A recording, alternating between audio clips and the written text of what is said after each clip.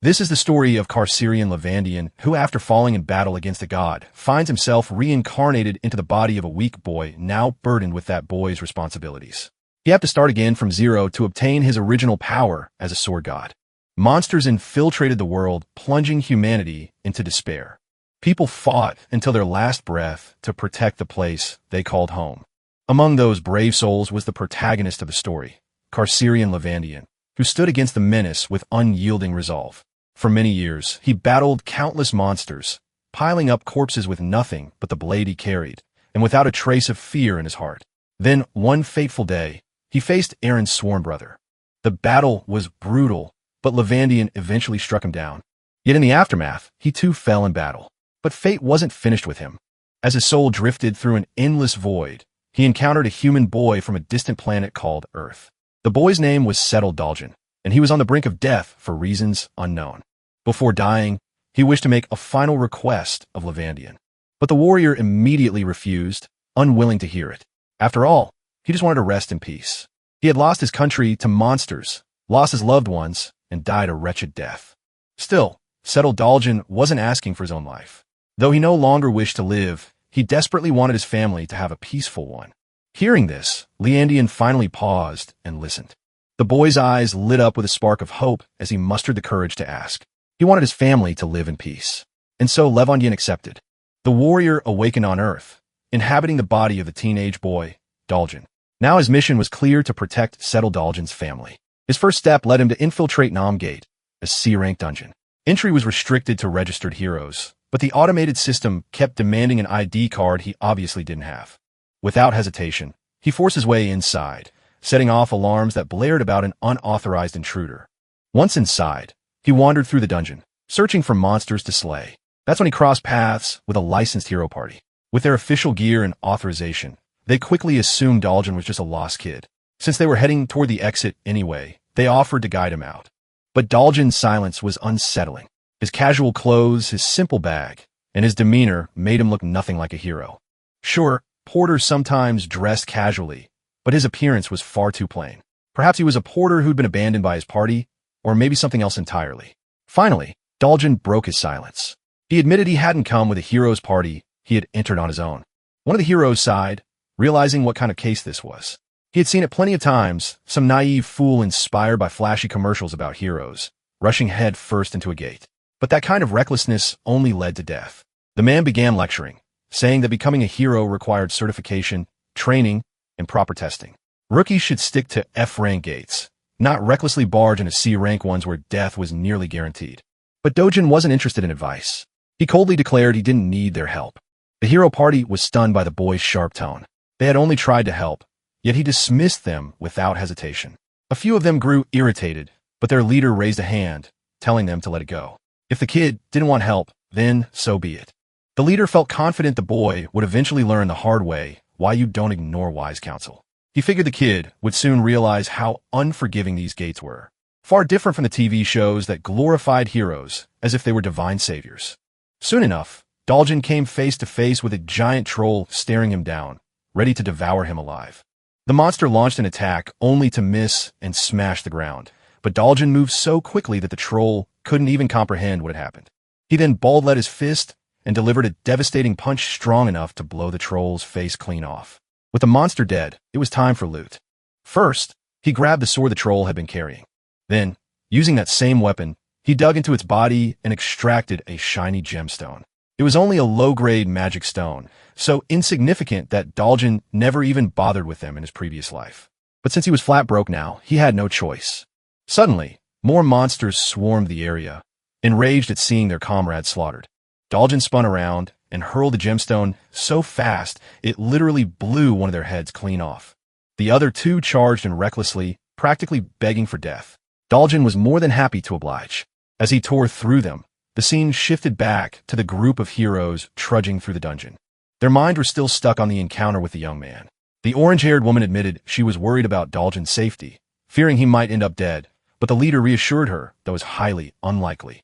If he was some unauthorized intruder, agents from the control center would eventually find him. Those agents would always be rank or above.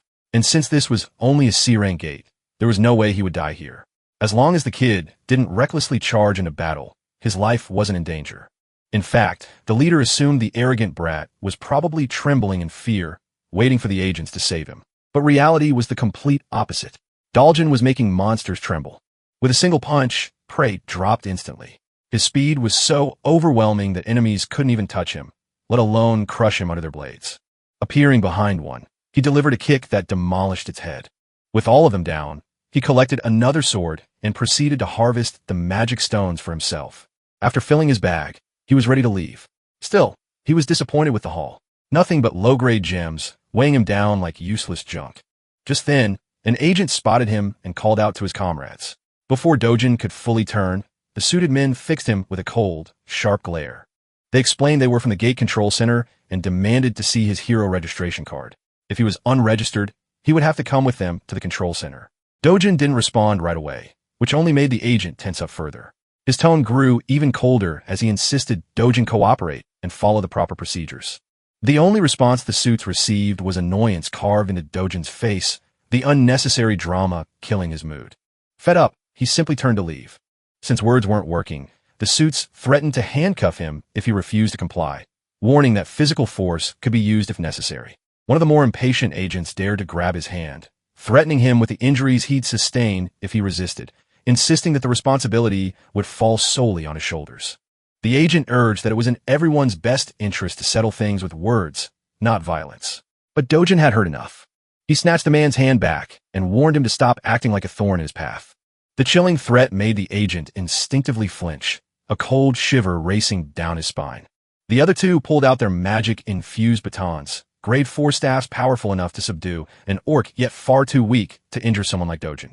With a sharp twist, he forced the agent's wrist back until the man whined in pain. Dojin then issued a final warning. They should leave now if they didn't want to lose the last shred of dignity they still had.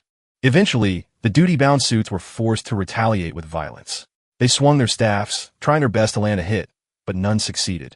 Dojin retaliated with brutal precision, driving a crushing blow into one man's back before slamming his fist into another's stomach. Finally, he focused on the bespectacled agent, the last one standing. The man tensed, sensing what was about to happen.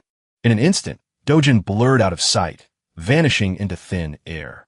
Panic gripped the agent as his target disappeared, only for a sneaky punch to slam into his gut, sending him staggering backward in pain.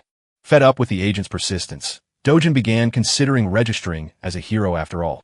One of the agents assured him that as long as he avoided shady or illegal activities, the control center wouldn't come after him. Curious, Dojin asked about something called a rift, a question that left the agent visibly stunned. Here's the quick context. This world was dotted with countless passages connecting to another realm where strange monsters lived. From the corpses of those monsters came gemstones harvested as valuable energy sources. Because of their importance, the government oversaw these passages to maintain strict control. Government-controlled passages were called gates. Uncontrolled or unsealed passages were known as rifts. Back with Dojin, he found it frustrating that agents followed him everywhere, accusing him of trespassing no matter which gate he entered. The poor agent explained that whenever an unregistered hero entered a gate, the control center was immediately notified and dispatched nearby agents. As for rifts, entering one was far riskier. Unlike gates, trespassing into a rift carried strict punishment, no warnings, no plea bargains. Dojin didn't care to hear more. Grabbing the agent by the face, he flung him aside like trash. By now, the man deeply regretted not calling headquarters earlier. This situation was far beyond his pay grade. As Dojin glanced back one last time, he thought about how pitifully weak the man was. The agent clutching a fractured arm shouted empty threats, promising to capture him and throw him in prison. The scene shifted to gas and digital complex. Once a corporate hub, it had become the Hero Complex, a massive building where all trade in magic stones and dungeon spoils took place. These days, it was busier than ever. Dojin entered one of the stores that specialized in buying and selling stones. Behind the counter was a Gen Z clerk scrolling endlessly through social media. When Dojin announced he wanted to sell magic stones, the cunning shop owner immediately began boasting about his business, claiming this branch offered the highest prices in the country. Dojin placed his haul on the counter, a pile of low-grade stones still smeared with monster blood.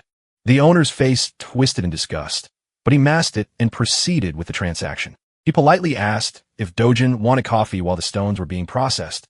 Soon Dojin sat sipping from a cup while the owner carefully scrubbed the blood off each gem. When the cleaning was done, the owner tallied the haul: 12 low-grade stones, 16 medium-grade ones, plus 5 higher-quality stones. After deducting a hefty 40% commission, Dojin would receive about 5.5 million won. Dojin wasn't happy. It didn't seem fair. He had done all the hunting, risked his life, and spent hours grinding. How could the shop owner think he deserved nearly half the profit? The man smugly insisted he was being generous, charging only 40% when competitors demanded at least 45%. Confident, he even dared Dojin to take his stones elsewhere, claiming no one would offer better. Dojin didn't buy it. He calmly began repacking his stones into his bag. Desperate, the owner grabbed his hand and demanded compensation instead. 30,001 for appraisal, 10,000 for the coffee, and damages for the towel ruined by blood. Altogether, the man insisted Dojin owed him 350,001. Dojin wasn't budging. Seeing his demands ignored, the owner resorted to threats. Summoning 3 C-class heroes, he kept his guards. The heavy hitters barged in, ready to deal with any trouble. Dojin responded with a cold glare, locking eyes with the owner. Moments later, the scene cut to the shop owner's terrified, sweat-soaked face. His earlier arrogance had crumbled. Dojin had effortlessly dispatched the 3 guards, proving who the real powerhouse was. With the threat eliminated, Dojin calmly negotiated the commission down to 1%. No questions, no arguments. The owner could only nod in fear as the deal went through. Dahan walked out with a fat stack of cash earned through his and GT. Tell him to bring me my money. When he returned home, his grandmother and younger sister were stunned by the enormous amount of money. Grandma even suspected the bills might be fake. Dojin quickly covered it up with a lie, claiming the money came from lending cash to a friend whose business suddenly thrived. Grandma wasn't convinced her grandson had such a friend. But when Dojin insisted it was a childhood companion, she let the matter drop. Meanwhile, his sister was overflowing with pride. Thrilled by the sudden wealth, Dojin, playing the role of a caring Oni-chan, patted her head and gave her hope for the luxurious life ahead. She jumped around, joyfully celebrating their newfound fortune. Watching her, Dojin realized he was making real progress toward fulfilling the dying wish of Sayo Dojin, the body's original owner, to give his grandmother and half-sister Yin-Yong a safe and happy life. That boy had vanished before Dojin could ever speak to him. And when he awoke, he had become Sayo Dojin. Now, his sole mission was to ensure the small family lives safely and comfortably. For that, he had his eyes set on the safest house in Korea, a home worth 110 billion won. For him, making money won't be an issue as long as he regains his original strength. This world shares many similarities with the one he came from, the one that was destroyed. The only major difference is that the rifts, gates, and monsters here are all slightly weaker than those in the world he once saw fall. To him who once held the title of Sword God in his previous life, this place is nothing more than a sandbox. So far, he's only been fighting at 1/10 of his original power. Suddenly, there's a knock on the door and the visitor says he wants to see Dojin. Bro stands up and decides to answer. As he opens the door, he finds 2 thugs standing outside. These guys are here to claim a debt Dojin supposedly owes an insane 48 million. Seeing this, Dojin's sure these are loan sharks. They're from the company Dojin borrowed money from before he left this world for good.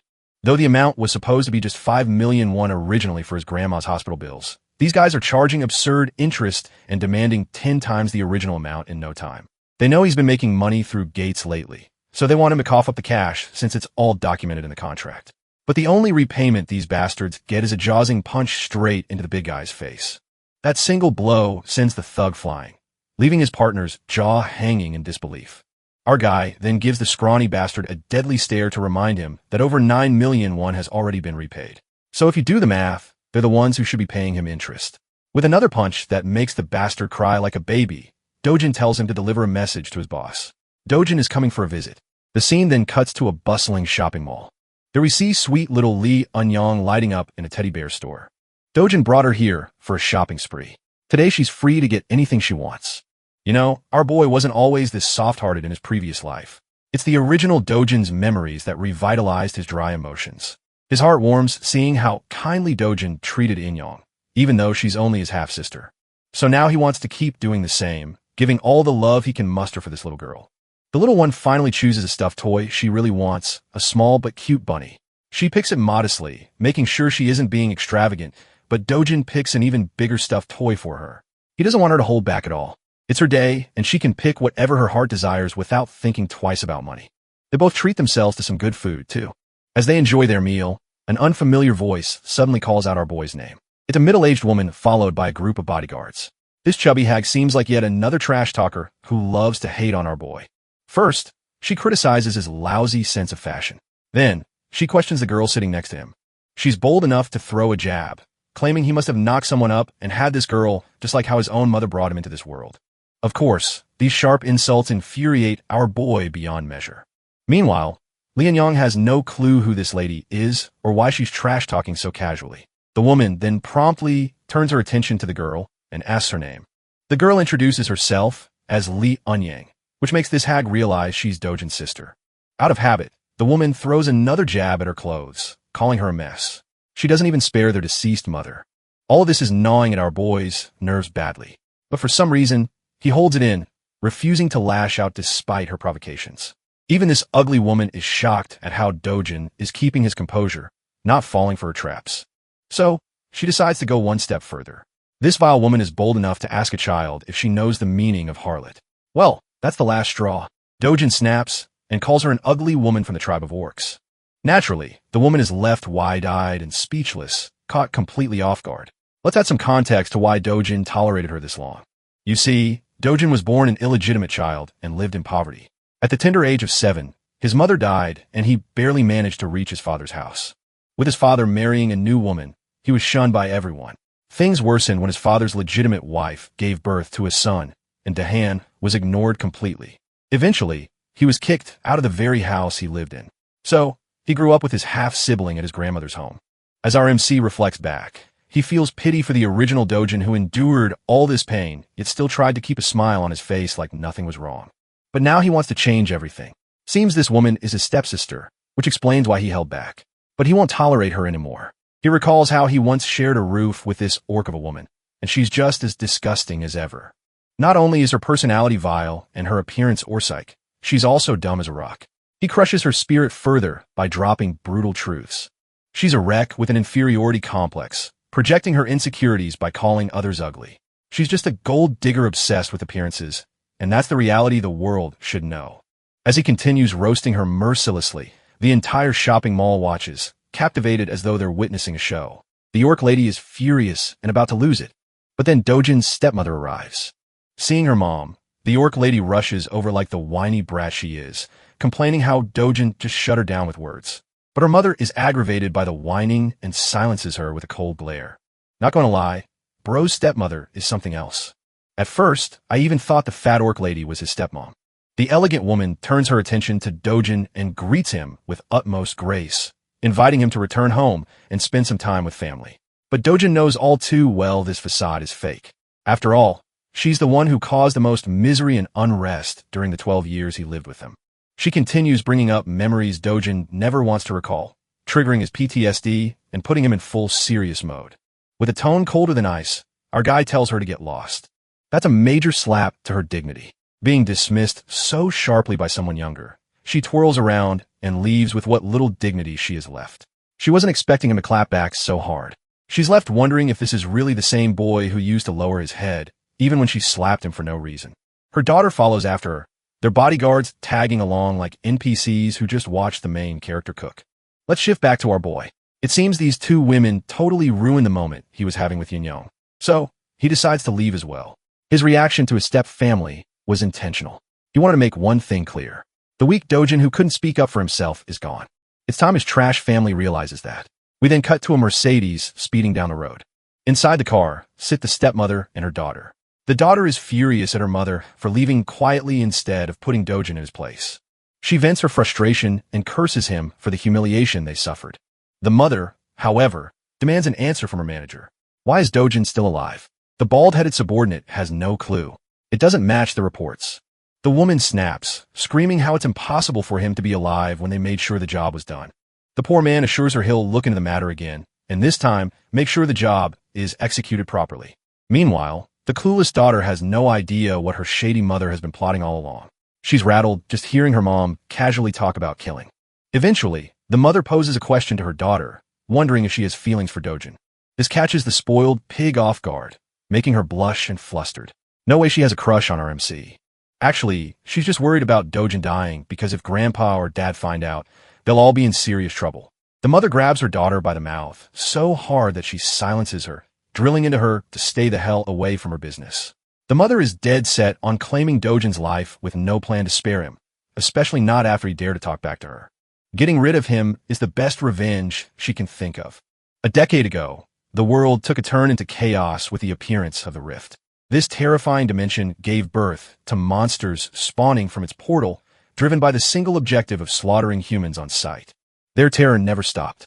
It was ceaseless and eventually demolished the world, leaving scars of destroyed cities engulfed in flames.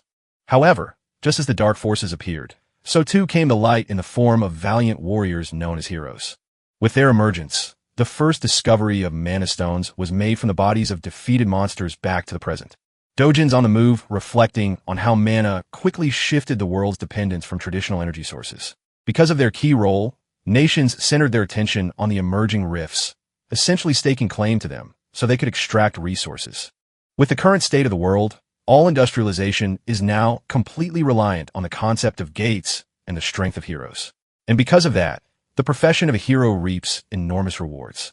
A consistent high salary can only be achieved by becoming a proper hero. Dojin arrives at his destination, the Yongzhongo capital establishment. I know that's a mouthful, but you'll soon see why he's come here. He steps into the building, and at first glance, the boss and his cronies look like your average run-of-the-mill thugs trying to intimidate people with their ugly mugs. But Dojin stays completely chill about the situation. The boss puts out his cigarette and points out our boy's audacity. Not only did he beat the crap out of his goons, but he also had the guts to show his face at the door. It shows Dojin really doesn't give a flying fudge about anyone. He cleverly tells the organization's owner that in reality, it's actually Dojin himself who has suffered the real loss. That statement sounds ridiculous to the boss, so he demands clarification. Dojin explains he's come here to receive his well-deserved compensation. After all, he's endured mental, physical, and material losses because of these clowns. With his strong, serious words, the boss notices one significant change in the boy's personality. Something is different. Dojin is no longer the soft-spoken spirit or gentle soul he once was. Added to that, this same kid destroyed the lackey the boss sent to his door. Naturally, the boss suspects CEO Dojin must have experienced a unique kind of awakening inside the gate. Despite this, the boss acts arrogant, telling Dojin his newfound confidence will become his undoing. The hypocrite accuses him of being overconfident and to back up his claims, summons a group of grumpy men to intimidate him. Of course, he can pack all the muscle he wants, but compared to the experience of a sword god, they're practically insects. The boss keeps running his mouth, saying that even awakened people end up dying like dead weight, like low-class heroes. The funniest part is that he still assumes CEO Dojin is nothing beyond the level of a D-class hero, and that his organization could easily stomp him. Meanwhile, Dojin lounges on the sofa, calm as ever, while five guys glare him down. Without a shred of hesitation, he orders the boss to sit the heck back down. The boss is astonished at his tone, especially when Dojin emphasizes with a serious face that he's not done talking. Hearing that, one of the men decides to grow a pair and challenge him. Amusingly, Dojin calmly removes his glasses, which only adds to their confusion. And then he gave the guy a Mike Tyson special straight into the guy's face. The poor dude is sent flying from the impact while his friends are struck dumb. But that's not all. The beating continues as Dojin knocks down another thug. Keep in mind, while he's dishing out punishment, he's also calmly making his points. He exposes the boss's secret shady business, operating under the guise of a money-lending firm. He decks an orange-haired punk while pointing out their counterfeit identification racket. Having landed the punch, he tells the boss he's searching for a hero ID to officially register and start making money. When the final guy swings at him, Dojin ducks and counters with triple the force, sending him to sleep. That's how he knocks out the entire group with his own special sleeping routine, works 100% of the time. Dojin presses on with his demands, insisting on a foolproof identification that won't cause him trouble in the future. The boss is left stark at what just happened in a matter of seconds. Our boy reminds him that he only has one day to forge it. Some of the men hadn't intervened, which is honestly a compliment since they're the kind of NPCs who'd usually challenge God at level 1. The boss is tripping hard, re-evaluating Dojin's strength. At the very least, this kid appears to be B-class. He's so lost in thought that Dojin has to snap him out of it. He accepts the job. Finally, Dojin grabs his shoulder politely, but contrasts it with an intimidating expression. He wants to know if Hiju, his stepmother, ordered the hit on him. Of course, that's exactly the case, as we already know from her earlier conversation with her daughter and assistant. The boss is tongue-tied until Dojin squeezes harder, making him yelp in pain. Even his cronies look helpless for their boss. Also, they should seriously change barbers. Eventually, the boss breaks and reveals her heinous strategy. That cruel, scheming woman wanted to drain Dojin's bank account, forcing him into financial ruin so severe that he'd have no choice but to take his own life. That is the very definition of an evil plan, especially against her own son, even if cast aside. Those were her orders. Dojin listens, and after enough begging and crying, he releases the man, asking if that was also the reason they locked him inside the gate. The boss quickly claims innocence, insisting he had nothing to do with that. He even reveals he wouldn't have been paid if Dojin had died in the gate, which is at least a plausible reason. That alone gets Dojin thinking. He utters the name Kong Cheel, the very man who brought him into the gate in the first place. Effectively, Dojin demands every piece of information about him by tomorrow. With his 2 demands made, he leaves politely, shifting the entire atmosphere of the room compared to when he first entered. After that conversation, Dojin is left in deep contemplation. The real CO Dojin only ever had one desire. He wanted to protect his little sister and his beloved grandmother, no matter what. On top of everything that happened, it just added another layer of misery and showed the kind of life the poor kid had to endure while being helpless. But not to worry, because the sword god was ready to do what he must in order to set the record straight. The following day, guess what? Our boy was officially registered, and he also received 8B rank rating, which was convenient, unlike all the other stories where the main character just ends up at the lowest possible rank for style points. Tapping the card on the machine, he proved the card's legitimacy because it synced his identity with the system. However, it warned him that the rank was still lower than the dangerous quest he was about to take. This was actually pretty annoying to our boy, who thought that maybe he should have forced the bastard to assign him a higher rank so that he wouldn't run into these problems. Despite the system's repetitive warnings not to enter a gate far above his level, Dojin didn't care and went in anyway. Let's talk about the specifics of the Night Island gate. It was actually just a B rank gate, but the logic didn't mean 8B rank hunter could survive it. Heroes were always recommended to be a class higher than the gate rank for mission safety. Anyway, the scale of the dungeon was considered rank D, which meant it was spread out and would be difficult for solo hunting. But the words risk and danger didn't exist in our boy's dictionary. If anything, the worst that could happen was that he'd have to face off against an entire fleet of monsters in a narrow tunnel with little to no room. Dojin smiled at his first opponent, which was a giant serpent with a chaotic purple aura. For most heroes, this would be a sign of terror, but for him, it was a sign of good luck as he prepared his gauntlets to get the battle started. Oh, and by the way, the serpent had a bunch of its friends too. Anyway, they did their best to attack, but it was pointless because our boy was such a killing machine that he snatched and collected the mana stones like the monsters never even existed. The Black Killing Viper was a class of monster known for its hyperactive paralysis poison that could knock anyone down even with the slightest contact. With that in consideration, Dojin charged, propelling himself at bullet speed, and launched a full swing. In a short span of time, he sliced and diced the creature all over its body, splashing blood until he severed the monster in half. With the creature defeated, Dojin noticed his equipment. The gloves he purchased ensured the poison didn't get in contact with him, and for the price of 300,001, they were holding their ground.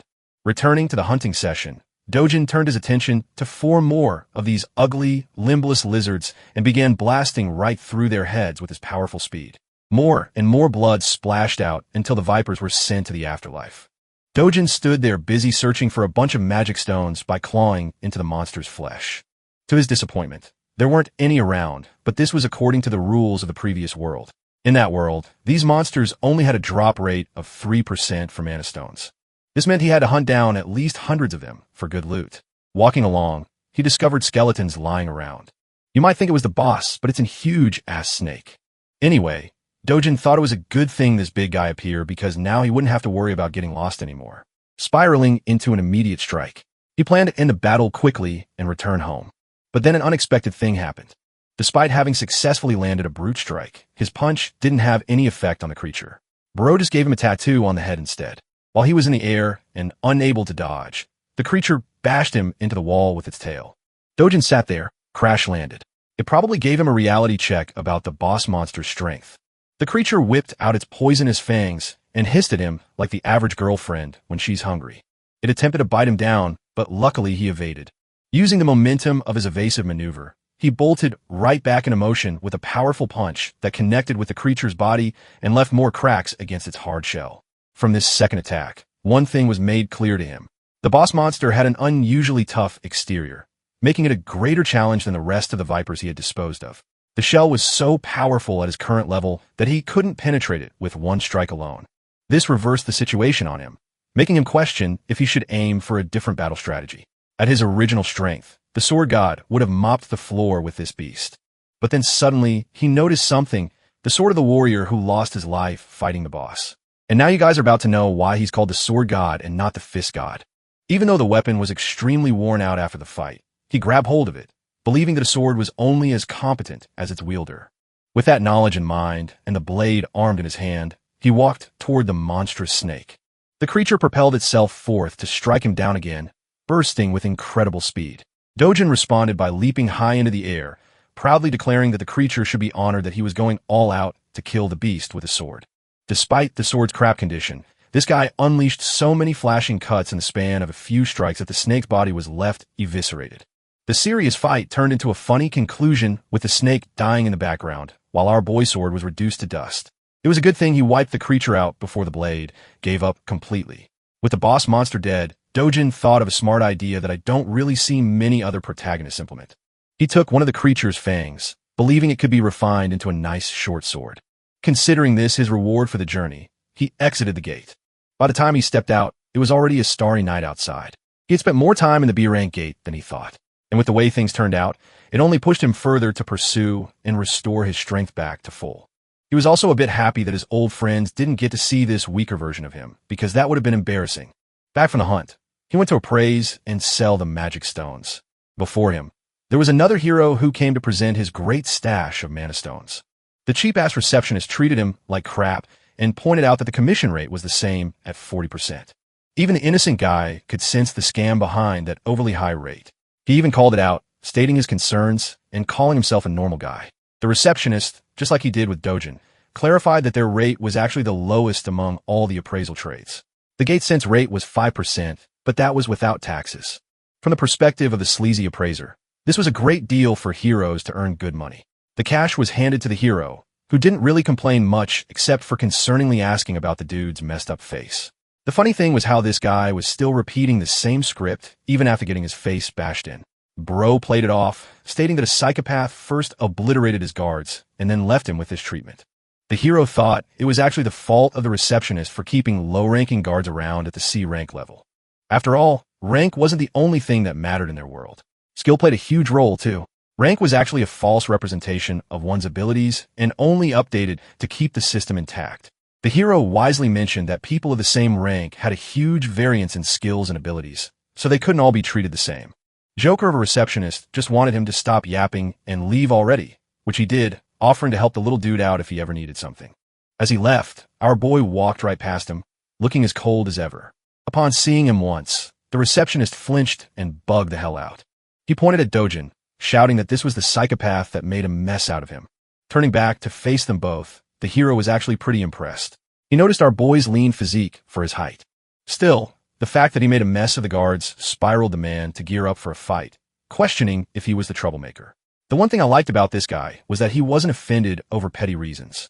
He genuinely believed that Dojin was misusing his powers as a hero by bullying civilians in his normal life. The receptionist enjoyed the show knowing this guy was actually a 7-year veteran hero. If something happened here, the man had plenty of connections he could use to drag Dojin down by name. Without giving a damn about who he was, our boy turned back and simply told the boomer to piss off. This only provoked the guy further, because now it really looked like Dojin was challenging him. Dojin asked if the guy was looking for exact revenge. Hearing those words, the veteran hero was provoked. However, being a responsible hero and with all his experience, he knew it was unwise to take battles against other heroes, as it almost always resulted in deaths. It's actually an even higher rate of death than a fight against monsters. Recalling that fact, Dahan calmly turns his back, leaving the receptionist speechless. Dojin turns to the sleazy appraiser and asks if he's got a problem he wants to bring up. Before the guy can answer, he tosses a bag full of magic stones to appraise and convert into money. These precious, shiny stones are all high-grade magic stones, which really begs the question of who this guy really is from the receptionist's perspective. After calculating, the total comes to 150 million. It seems like a lot at first glance, but to Dojin, it's far too little for a single day's worth of hunting. He asks for the cash, but the receptionist reminds him of the commission rate they need to calculate beforehand, which draws a scary look from our boy. Remembering that the rate is only 1% in their deal, He cools down and tells the guy to hand over the rest of the amount. Inside the mind of the hilarious appraiser, he wants to beat the hell out of the guy for having so much audacity, but that's only in his imagination. Speaking of which, the receptionist explains that there has to be approval from upper management for such a huge amount. Without wasting another breath, Dojin demands that he get the approval immediately. The guy quickly phones his boss, whispering the details of the situation. But before he can smoothly wrap up a deal, Dojin snatches the phone and directly tells the boss to hurry up with the payment. The boss is fine with doing so, but asks for the phone to be handed back to the employee. Returning it with pleasure, Dojin accidentally smashes the phone into the wall. The employee trembles at the sight of his shattered device, as Dojin instructs him to quickly prepare the money, now that things are cleared up. And that's how the receptionist prepared numerous bags full of cash for the transaction. By the end, the guy is left devastated at being forced in such a way. Maybe you feel pity for him, but remember, he scams nearly half of what ordinary heroes earn after risking their lives. He's a scumbag.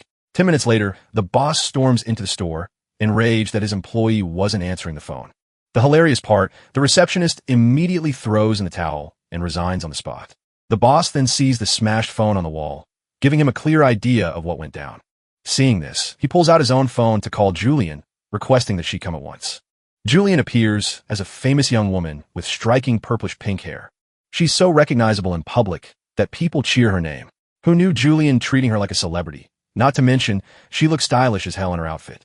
She arrives at the store stunning the receptionist with her presence, greeting him with a smile. There's a big reason why everyone's making such a fuss about her. She's the country's 4th S-rank hero, nothing short of amazing. Rumors have spread that she's the niece of the boss, but he still questions what she's doing here. Confirming the claims, Julian explains that she came on behalf of her uncle's request to deal with a reckless hero. Intrigued, the stylish S-ranker sits down, ready to hear what's going on. In the next scene, we find our boy with his absolutely ripped body meditating in the sun. It's true that he's been hunting all day, and yet the rewards he reaped weren't amazing. With things going this way, he's worried about the future. First and foremost, he needs to reach a level where he can clear S-rank gates on his own. That means training to restore his original strength. Dojin's biggest challenge in this current life is that unlike his previous world, the mana density here is thin.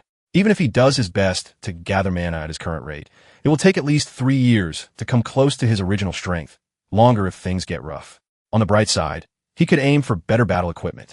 But the issue is that even the worst equipment costs hundreds of millions, making it a waste of money. Suddenly, a chill runs down his spine as he senses a dangerous presence. Fixating his sight on Lee Yun-young, he grabs the little girl at full speed and demands that everyone go inside immediately. Back inside, he shuts the room as his grandma anxiously questions what's happening. The entire structure shakes with a loud quake, making his grandmother flinch and ask in terror if it's an earthquake.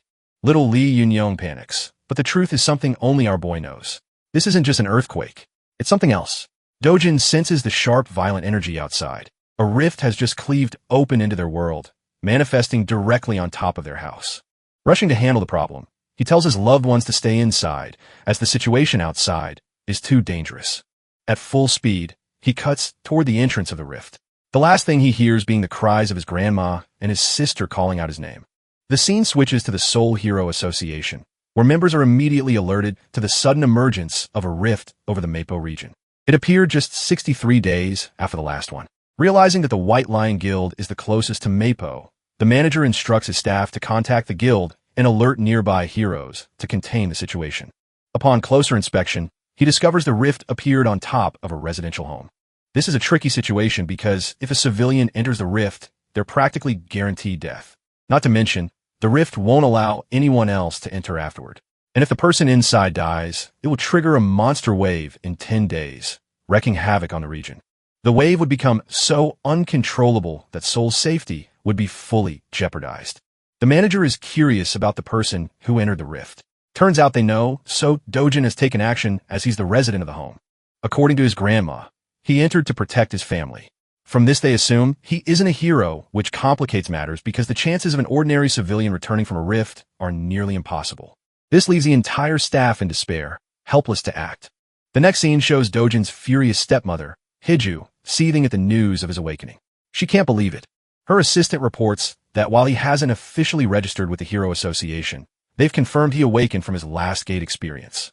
This frustrates her because Kong Shield was supposed to finish the job, but instead made her target stronger. Enraged, she smashes her fist on the table, questioning why they couldn't manage to kill him themselves. The fact that they also took money for a failed job only fuels her anger. Roaring at Manager Lee, she declares her frustration with Kong Shiel, sending him a message. If he doesn't kill Dojin personally, he'll owe her 10 times the amount in return. But to her surprise, her assistant reveals they may not even need to contact him anymore. A new rift has appeared directly on top of Dojin's house, and since he entered, it's almost certain he won't make it out alive. Hiju is delighted, calming down as she orders the assistant to monitor the situation until more news arrives. Meanwhile, our boy has just arrived in the rift's domain. It's a forest, specifically the forest of Petishua, the same place he once enjoyed in his youth. The forest is recreated exactly as he remembers. Even the rich mana inside, carrying the same weight. Following the path, he smiles at the sight of the mighty world tree. This divine tree exudes pure mana, the very core of the world's stability. When the old world fell, it began with this tree being incinerated forever, disrupting the flow of mana. But here in this rift dimension, the tree remains intact exactly as he remembers it. Though unaware of the cause, one thing is certain, and he has a chance to reclaim the mana he lost by absorbing it from the tree. Meditating beneath its excellent flow of mana, our boy's strength becomes clearer and clearer. He spent more than 3 days sitting exactly like this, forgetting to eat, drink, or even tend to his bodily needs. 10 whole days passed, and all he could focus on was harmonizing his breathing. By the end of the 10th night, trouble came looking for him and disrupted his meditation. These alien-like creatures are called the Volcana, and they've come to burn the tree just like they did in the past. Only this time, our boy is there to prevent the tragedy from happening again. The creatures lunge forward to attack him, while Jan regrets not having a water element sword to wipe them all out with ease. The burning monsters roar as they make their way toward him. But our boy is overflowing with mana now. So much so that he no longer cares about a weapon. He himself is the weapon, and those hands are rated E for everyone. Extending his hand toward the monsters, he exerts so much authority from his mana alone that it knocks one of them down. The second creature is stunned by his ability. Let's break down what just happened. What he used there is called mana release, and it's not exactly telekinesis. It's a blaster-type attack that detonates raw mana as a strike. It had been a long time since he used this ability in such a way considering he had been low on reserves all this time. Anyway, the volcanic creatures aren't done yet. To retaliate, they release charged blasts from their mouths. These pulsing laser beams shoot straight toward our boy, who appears calmer than ever. His mana alone is enough to shield him from damage. Stepping toward the creatures ignited with a burst of mana, he remarks that he's finally protected the world tree. Now he's ready to play around a bit and enjoy the fruits of his training. The ugly bastards prepare another energy blast attack, but our boy quickly catches 2 of them and forces their mouths shut. Their own attack builds up inside until it explodes, leaving behind a headless corpse of flames. The bodies wither away, dropping 2 valuable magic stones for him to claim, but that's only a couple of them down. Dojin is ecstatic, thrilled to unlock something called the Eternal Ember. After defeating these monsters, joyfully cutting his way through and smacking them down with a grin, he's finally glad to steal a massive load of mana stones from them. The one-sided slaughter continues until he wipes out every last one. Dojin has basically hit the jackpot with how many stones they're dropping among them. He also discovers a small coin or seed glowing gold. This is the Eternal Ember which he picks up in his hand. With this, he regains control of even more of his power as he crushes the ember and unlocks its flames. Normally, the ideal strategy here would be to keep absorbing mana from the world tree. However, his body has already reached its physical limit for mana absorption. The second method is absorbing the ember itself, which completely alters the state of his mana, transforming it into fire mana, and he does exactly that as his body erupts with a rush of flame energy. In his previous life, he had no need for this and ignored the Eternal Ember entirely. But now, it's required for him to absorb them fully, and it takes about 10 minutes just to complete one. Luckily, he's collected a whole batch, so his goal is to absorb as many as possible. Meanwhile, the appearance of the rift sparks public interest. Reporters swarm around his house, while agents and association staff protect the area. Bangu is furious at one man's arrogance for entering the rift prematurely. Then we meet another key figure, Kim Hune, our protagonist with blue hair. He sympathizes with Dojin's decision to save his sister, but Sean-good doesn't buy it.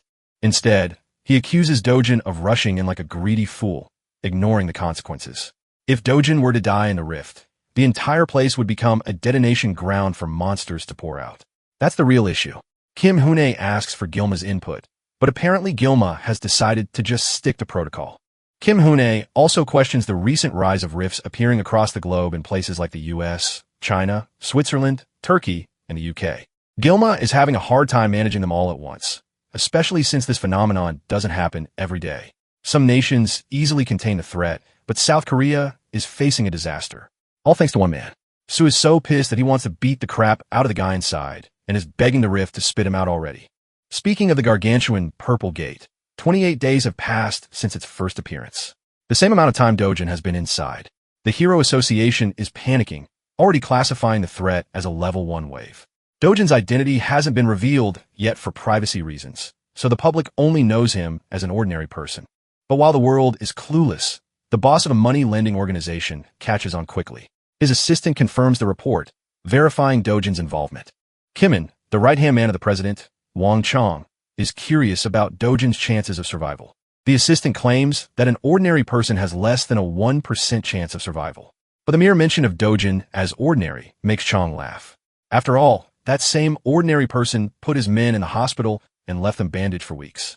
From the world's perspective, they're vastly underestimating him. Chong then asks about the survival chances of an awakened individual.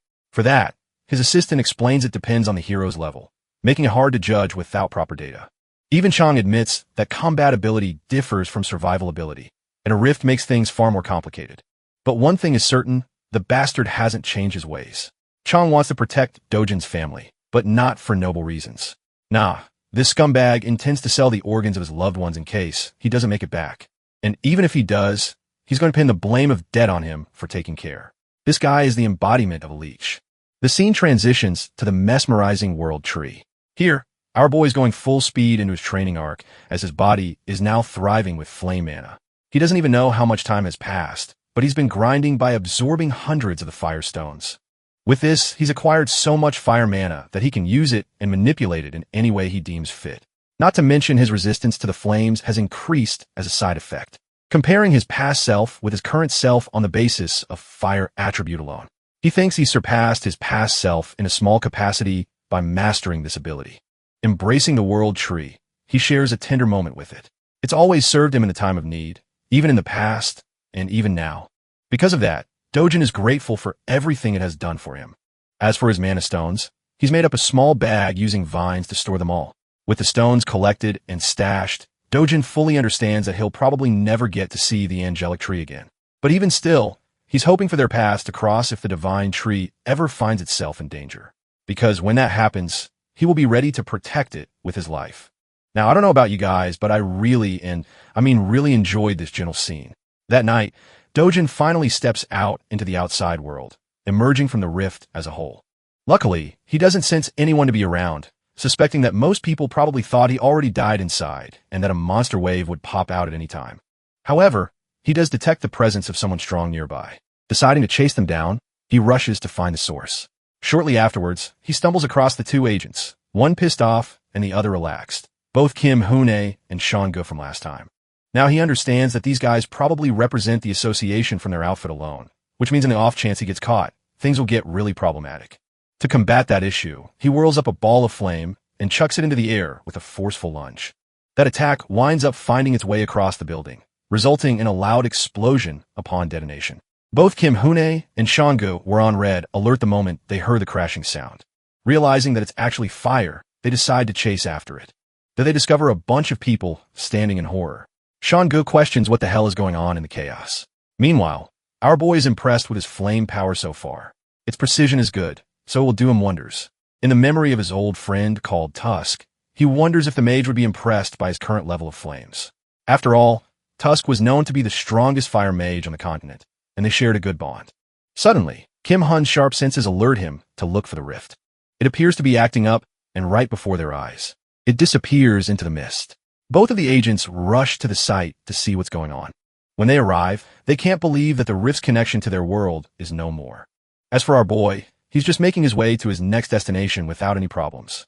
News breaks out the following morning concerning the state of the rift that lasted for a month in Bo. It is announced that the rift disappeared 29 days after CO Dojin entered the zone, proving the concerns of the Hero Association to be wrong about the monster wave. They have no idea about the unexpected disappearance of the rift, and they're currently investigating what went down. They also have trouble dealing with the cause of the fire that broke out at the time of the rift's disappearance in a junkyard. Now, this leads most people to believe that Sayo Dojin is dead and that this is just the consequence of his own actions. Unbeknownst to them, our boy is hidden in plain sight, observing the conflicting opinions of the people as some are sympathizing with the boy who lost his life. Unfortunately, the disappearance of the rift is devastating news for our MC. He's heartbroken that he can't interact with the World Tree anymore. Even though he can't protect the World Tree, there is still one other thing he can protect in his life. This brings us right back to the HCS capital. Inside, the idiots are busy celebrating the death of Dojin, believing they can easily get rid of the old granny and his sister afterwards. Chong is just the kind of guy to squeeze people to death. After all, one bastard even talks about letting the little sister grow up so they can use her in other ways. While they're chatting without policing their own words, a familiar voice greets them and demands to see their boss. The scene cuts there, and we shift to Chong humming and going about his day, satisfied that Dojin is finally out of the way and dead for good. His assistant reviews their appointments for today. Apparently, he's free for the most part except for a lunch with another CEO.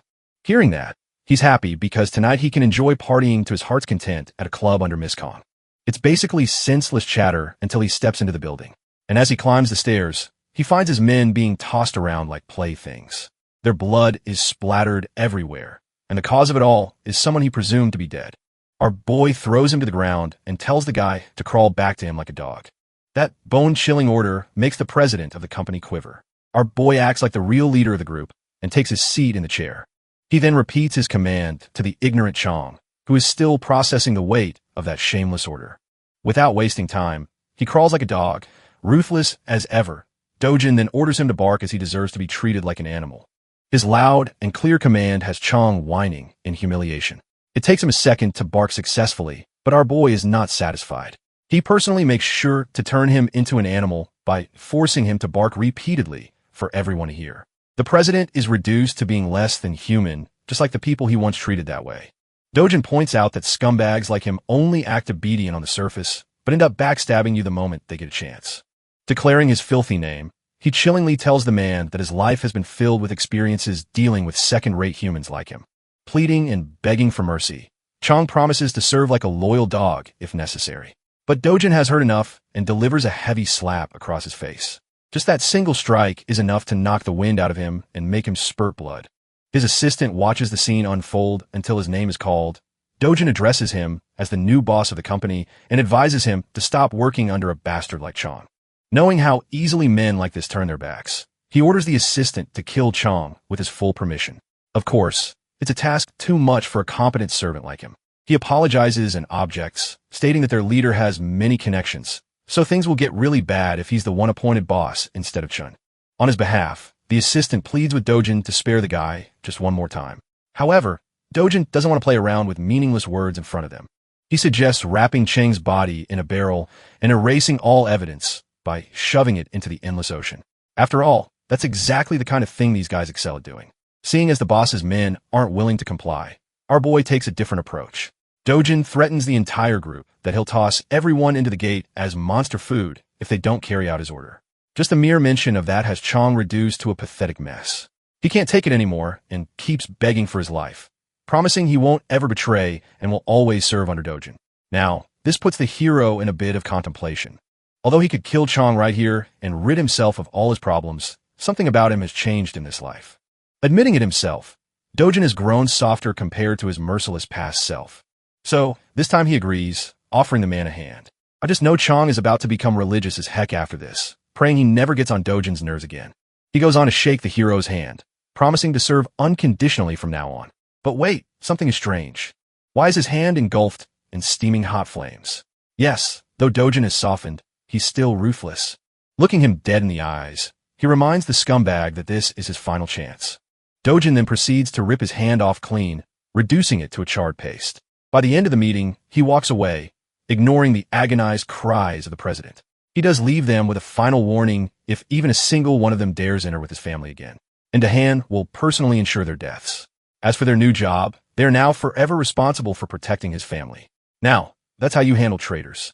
Officially speaking, The man known as Ko-Dojin was just a blip in existence that vanished along with the rift. In reality, he's actually dining at a local fast food place. The Government Hero Association and all kinds of media outlets quickly moved past him like yesterday's news. They all treated the civilian who entered the rift as a dead man. Even if he came out and told the world he was alive, no one would believe him. Furthermore, resurfacing after a solo rift mission would only bring headaches and trouble his way. That subdued Dogchong is currently helping him find a new and suitable house, so he can move leisurely for the time being. Dojin finally got the chance to feed his sister some delicious fast food.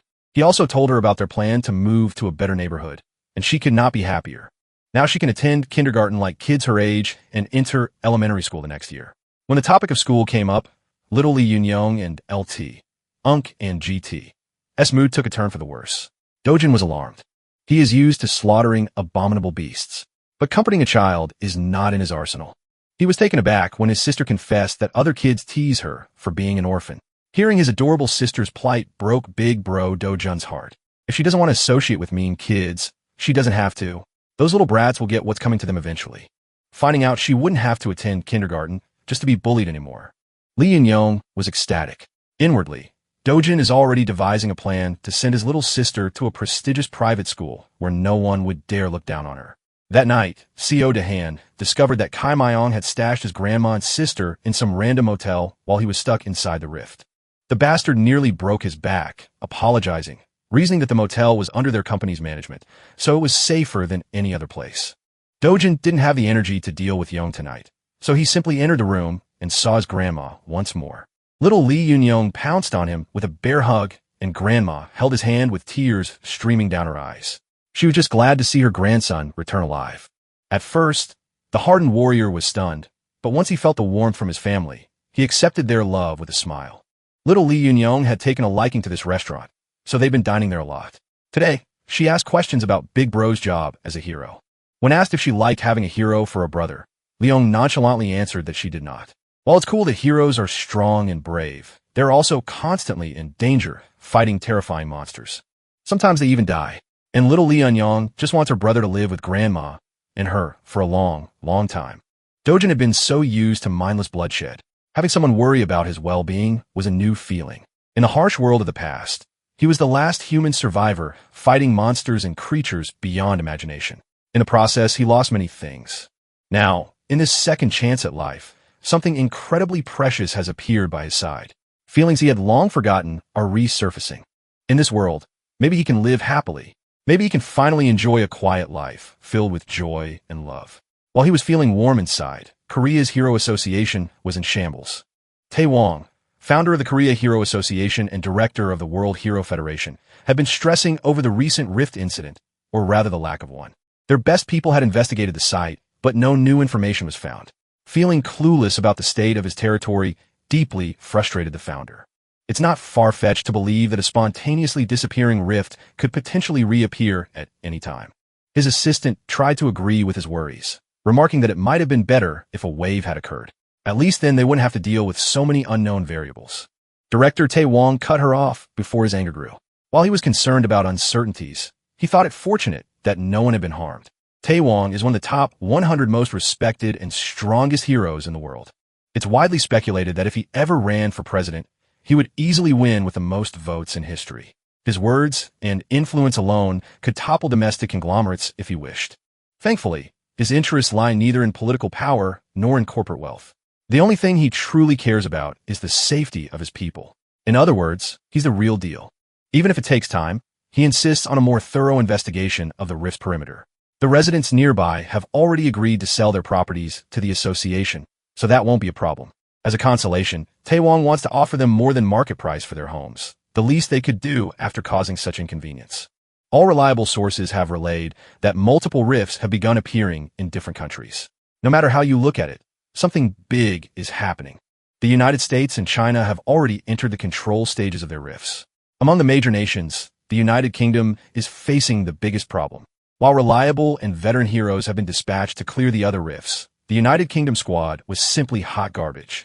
Speaking of them, the month-long mission to get rid of the UK rift has finally crumbled in a catastrophic defeat.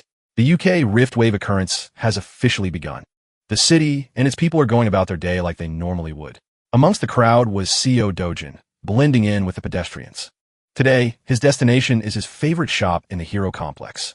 When he entered the door, the dude manning the counter gave him a greeting by instinct, but froze in shock upon seeing his face. Every strand of hair on his body stood in terror at the sight of the black-haired young man. Today, his manager is in the store, so he won't have to deal with this sadistic customer alone. The manager promptly closed the paper he was reading and lifted his gaze. His voice was controlled, but tinged with anger. This is the guy who's been forcing his pushover cashier into buying low-grade crystals. Dojin lazily removed his backpack and tossed it on the ground. It's actually good that the manager is here, so the sale of his magic crystals would proceed faster. Mr. Manager expected another batch of low-grade crystals to spill on the floor. He's not interested in such small-time business. Dojin does not like being turned away when all he wants is fair trade. The manager or any other sane business owner cannot afford to accept just a 1% fee. It would be better if the young man just left.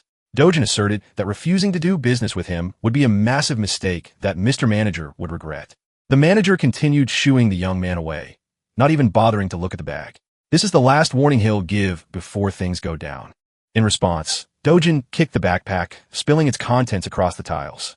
Being experienced crystal traders, both the cashier and the manager immediately recognized the properties of those rocks. That crude bag was actually filled with the hero's magic crystals, a legendary treasure that money cannot buy. Dojin has a rough idea of how much these things are worth. He knows he's holding premium stuff. You see, the hero's magic crystal was once used by an infamous Mexican drug lord, Corsaman, in New Age drug manufacturing.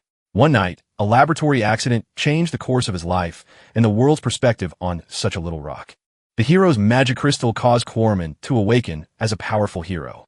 Since then, the crystal has become a priceless item for hero awakenings and mana enhancement. Such an incredibly rare energy source can only be classified as an ultra high-end product. As a power move, Dojin ordered the schmucks to pack their stuff back up, and he left.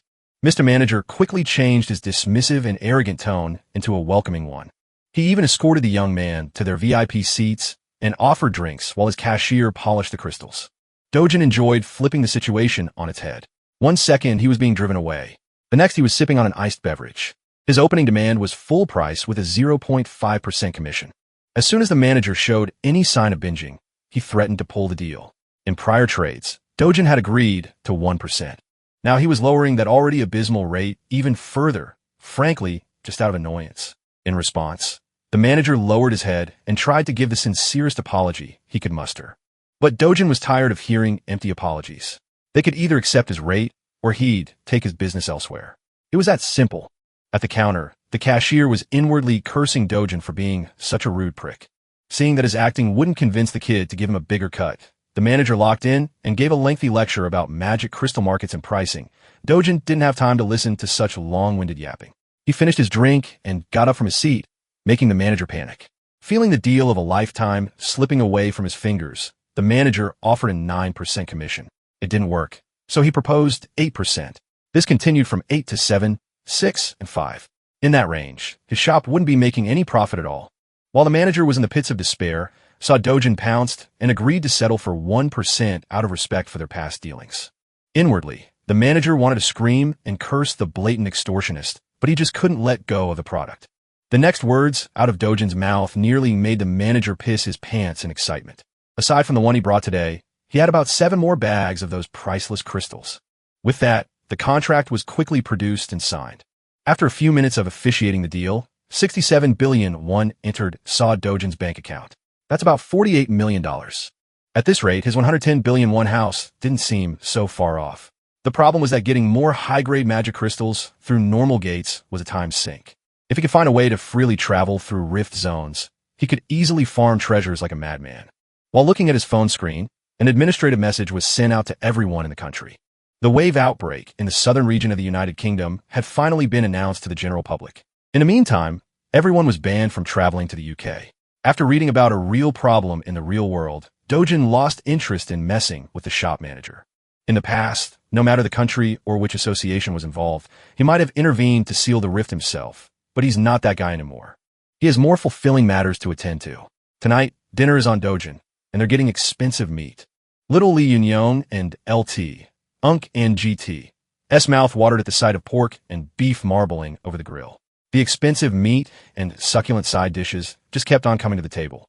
Worried that they were spending too much given the price tag on the menu, Grandma slowed down and asked her grandson if this was okay. 250,001 for 100G is pretty steep. Dojin dismissed her worries right away after making a killing with his crystal harvest. They could eat as much as they wanted, and it wouldn't even make a dent in his bank account. Lai Yunyang and LT, Unk and GT. S first bite made her fall in love with the taste of the wildly luxurious beef. Dojin kept adding more and more to the grill as Grandma watched in apprehension. Hell, another package of fresh ribs, prime ribeye, strip loin, and skirt meat was on its way to the table soon. At this point, the scale was just ridiculous. How could 2.5 people even finish that much food? While Grandma was underestimating the appetite of the protagonist to ease her worries, little Lee Yun-young convinced Grandma to give the expensive stuff a try. Unable to refuse the offer of her sweet girl, Grandma caved. One bite of that expensive meat was all it took for all her worries to dissipate into nothing. Afterward, the happy family enjoyed their extravagant dinner filled with smiles and laughter. Unbeknownst to Dojin, an attention-grabbing young woman just entered the restaurant. The necks of the other guests almost broke wherever she passed by. The woman made a beeline towards Saad Dojin and decisively called his attention. She just wanted to talk with him for a moment. Nothing more, nothing less. Before she could elaborate on her reason, Dojin cut her off for interrupting his family's dinner. If she wants to say something to him, she should come back when the freaking meal is over. Jian pulled out the name card, hoping that the young man would change his tone upon her name. Much to his dismay, Dojin just kept on grilling and eating meat, disregarding her presence altogether. And so, the renowned S-rank hunter swallowed her pride and patiently sat in the restaurant's waiting room. With a star like her sitting within normal people's vicinity, she naturally became the center of attention. Men and women kept stealing glances at the woman standing at the pinnacle of heroism. She's not only fourth in the national rankings for S-class heroes, but most people would also even place her within the top 10 most beautiful heroes in the world list. Every civilian around was asking the same thing in their minds. Who the hell is making Jian wait? Ignoring the blatant whispers around her, Jian recalled the brief interaction she had just a few minutes ago. As far as she knows, Sa Dojin entered his first gate 2 months ago. He made it out alive and is now under suspicion of becoming awakened. He was widely believed to have died in the recent Mapo Rift incident, but here he is alive and eating with his family. Aside from all the details that don't seem to make sense, a single sharp look from the young man had an S-ranker like Julian on edge. A newly awakened guy cannot possibly reach S-rank in under 2 months, right? Even the oil tycoon Cathmore, who spent his wealth on magic stones, took about 5 months to reach the peak. Rationalizing what she felt, Jian reckoned that Dojin must have some kind of unknown special ability. Finally, Dojin, Grandma, and little Yin-young had filled their bellies and lifted their mood. Near the exit, Jian walked over to finally have a conversation with the mysterious young man. Before she could open her mouth to speak, another party sauntered into the restaurant with an air of superiority. Dojin's eyes turned sharper than usual at the sight of the man. This looking bastard did not expect to see Dojin alive and kicking after their excursion in one of the deadly gates, the lunatic Kangxi. He's actually quite amused by Dojin's cockroach-like resilience. Even Jian seemed to recognize the troublemaker in a single glance. In the middle of the restaurant, tensions rose as silence filled the air. Dojin chose to ignore the bastard's shallow insults and called Jian over. Kangi was taken aback to see an S-rank hero speaking with the cockroach. Dojin requested that she take care of his family for a little bit. All she has to do is flag a taxi so they can ride away and go home. It would be more convenient if they were far away while he collects an overdue debt with a mongrel. Thankfully, Jian is a very reasonable young woman. She did what Dojin asked and assured Grandma and the little girl that everything would be fine. She waved at them goodbye, but their concern was evident. Jian awkwardly stood there as the taxi departed. As soon as they sped away from the restaurant, a resounding and crisp sound of slapping echoed inside the establishment with his loved ones out of the picture. Dojin could finally drop the act and slap him.